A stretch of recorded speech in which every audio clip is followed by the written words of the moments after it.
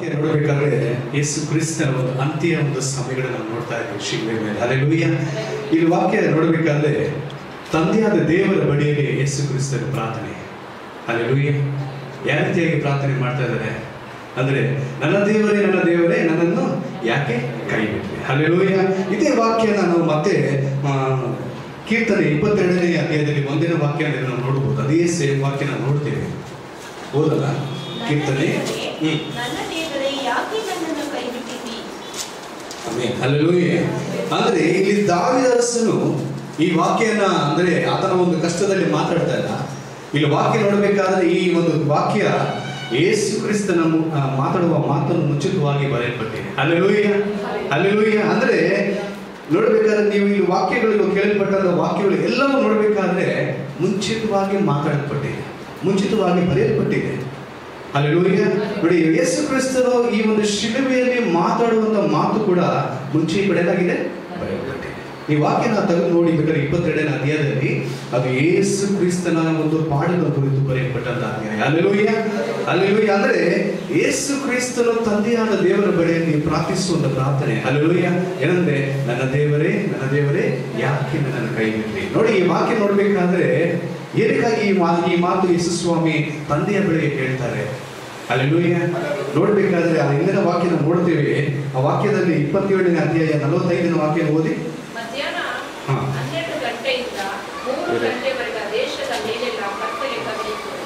ಏನಾಗಿದೆ? ದೇಶದ ಮೇಲೆ ಏನಾಗಿದೆ ಅಂತ ಶಿಲುಬೆ ಮೇಲೆ ಏನಿದೆ?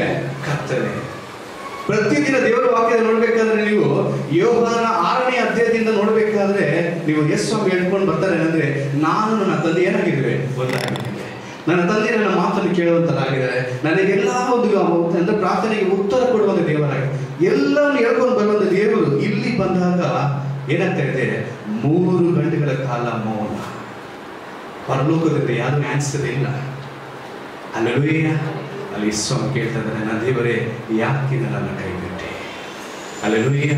ಹಲ್ಲೆಲೂಯಾ. ಹಲ್ಲೆಲೂಯಾ. ಅಂದರೆ ವಾಕ್ಯ ಹೇಳೋದು ಪ್ರಕಾರ ನೋಡಬೇಕಾದ್ರೆ ಅಂದ್ರೆ 3 ಗಂಟೆಗಳ ಕಾಲ ಏನಾಗಿದೆ?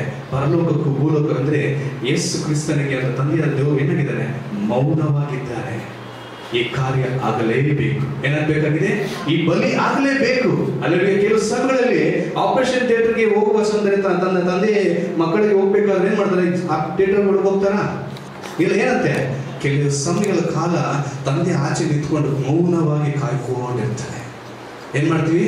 ಕಾಯ್ಕೊಂಡಿರ್ತೀವಿ. ಆಪರೇಷನ್ ಆಗಿ ಹೊರಗಡೆ ಬರುವಾಗ ಏನ್ ಮಾಡ್ತೀವಿ? ಕಾಯ್ಕೊಂಡಿರ್ತೀವಿ. ಏನಕ್ಕಂದ್ರೆ ಏನಾಗುತ್ತೆ ಅದಕ್ಕೆ ಗೊತ್ತು, ಸಕ್ಸಸ್ಫುಲ್ ಆಗ್ತದೆ. ಆದರೆ ಕೂಡ ಏನಾಗಂದ್ರೆ ಒಂದು ಭಯ, ಒಂದು ಮಗನ ವಿಷಯ ಕುರಿತು ನಾವು ಚಿಂತಿಸ್ತೇವೆ. ಅದೇ ರೀತಿಯಾಗಿ ಈ ಒಂದು ಕಾರ್ಯ ಯೇಸ್ವಾಮಿ ಏನ್ ಮಾಡಿದ್ರು? ತಂದೆಯ ದೇವರು ಆದಿಕಾಂಡ 3ನೇ ಅಧ್ಯಾಯದಲ್ಲಿ 15ನೇ ವಾಕ್ಯದಲ್ಲಿ ವಾಗ್ದಾನ ಮಾಡಿದ್ರು. ಏನಂತಂದ್ರೆ, ಸ್ತ್ರೀಯ ಸಂತಾನ ನಿನ್ನ ತಲೆಯ ಜಜ್ಜಿಕೊಂಡ ಸೈತಾನಿಗೆ ವಾಗ್ದಾನ ಹೇಳಿದ್ರೆ ಅದನ್ನು ಒಂದು ಚಾಲೆಂಜ್ ಆಗಿ ಮಾತಾಡೋದು, ಅದನ್ನು ನೆರವೇರಿಸುವ ಸಮಯ ಈ ಸಮಯ ಆಗಿದೆ. ಹಲ್ಲೆಲೂಯಾ. ಹಲ್ಲೆಲೂಯಾ. ಈ ಬಲಿ ಆಗ್ಬೇಕಾದ್ರೆ ಪರಲೋಕ ಮೌನವಾಗಿದೆ. ಯೇಸು ಕ್ರಿಸ್ತನ ಬಿಟ್ಕೊಡಕ್ಕೆ ಅಲ್ಲಿ ಪರಲೋಕಕ್ಕೂ ಸಂತೋಷ ಇಲ್ಲ. ಏನಾಗಿದೆ? ಮೌನ. ಹಲ್ಲೆಲೂಯಾ. ಆದರೆ ಇವತ್ತು ಭೂಲೋಕಕ್ಕೆ ಒಂದು ಸಂತೋಷವಾದ ಕಾರ್ಯ ಏನಂದ್ರೆ, ಯೇಸು ಕ್ರಿಸ್ತನು ಮರಣವನ್ನು ಜಯಿಸಿದ್ದಾರೆ. ಹಲ್ಲೆಲೂಯಾ. ಹಲ್ಲೆಲೂಯಾ. ಸಂತೋಷನ ಇವತ್ತು ಸಂತೋಷ ದಿನ. ಹೇಳ್ಬೇಕಂದ್ರೆ ಮೌನವಾಗಿ ದುಃಖವಾಗಿ ಆಚರಿಸುವ ದಿನವಲ್ಲ ಇವತ್ತು. ಇವತ್ತೇನಾಗಿದೆ? ಸಂತೋಷವಾಗಿ ಅಂದ್ರೆ ದೇವರನ್ನು ಮಹಿಮೆ ಪಡಿಸುವ ದಿನ. ಯಾಕಂದ್ರೆ ಸೈತಾನ ಒಂದು ವಸ್ತು ಮಾತ್ರ ಹಿಡ್ಕೊಂಡು ಯಾವಾಗಲೂ ನಮ್ಮ ಎಲ್ಲ ಮನುಷ್ಯರನ್ನ ಭಯಪಡಿಸೋದು ಯಾರು ಗೊತ್ತಾ? ಮರಣನ ಇಟ್ಟು ಏನ್ ಮಾಡ್ತದ? ಮನುಷ್ಯರನ್ನ ಭಯಪಡಿಸ್ತಾ ಇದ್ದ. ಆ ಮರಣದ ಬೀಗದ ಕೈಯನ್ನು ಯಾರ ಕೈಲಿದೆ? ಯೇಸು ಕ್ರಿಸ್ತ. ಹಲ್ಲೆಲೂಯಾ. ಹಲ್ಲೆಲೂಯಾ.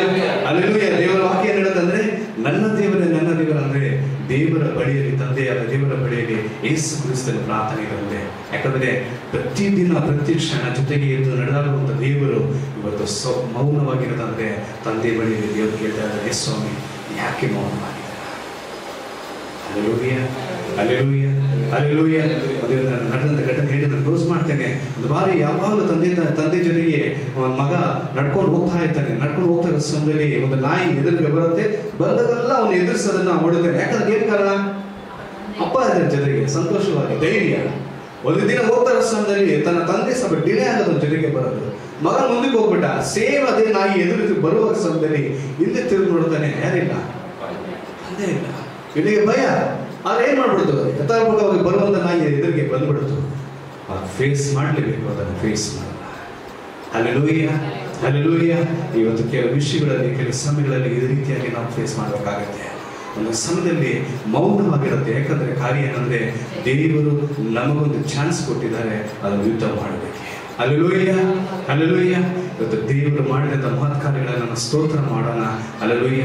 ಕಡೆಯ ಸಮಯದಲ್ಲೂ ಕೂಡ ದೇವರು ನಮ್ಮನ್ನು ಒಪ್ಪಿಸಿಕೊಟ್ಟು ನಮಗಾಗಿ ಪ್ರಾರ್ಥನೆ ಮಾಡುವಂಥ ದೇವರನ್ನ ಮಹಿಮೆ ಪಡಿಸೋಣ. ಆಮೇಲೆ ಇವಾಗ ಕೊಟ್ಟಿದ್ದಾಗಿ ದೇವರಿಗೆ ಸ್ತೋತ್ರ.